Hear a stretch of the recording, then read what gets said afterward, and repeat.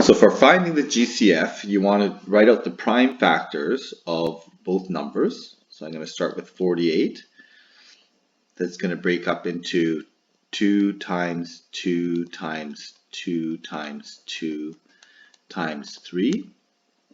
And 36, we prime factorize that. That's going to end up being 2 times 2 times 3 times 3.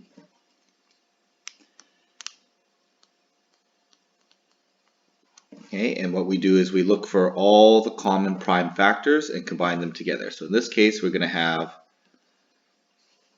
two groups of 2 and one group of 3. So we end up with 2 times 2 times 3 as the greatest common factor. So the greatest common factor ends up being 12. For 30 and 60, we can do the same thing. However, you probably can see that the greatest common factor is going to be 30 because we can do this one in factor pairs.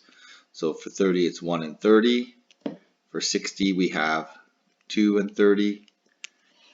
Okay, so the 30 then represents the greatest factor of 30, so it becomes the greatest common factor of both of these.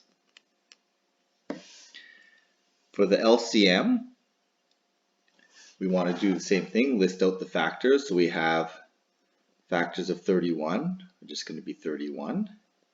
31 is prime.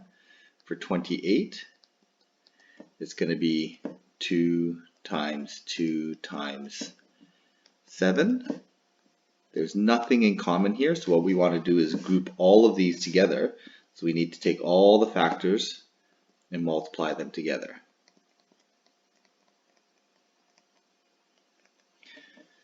Okay, so we're going to end up with 800 and it looks like it's going to be 868 if I'm not mistaken.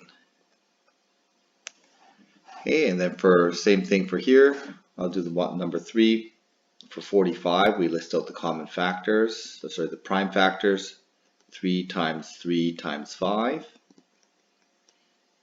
For 40, it becomes 2 times 2 times 2 times 5.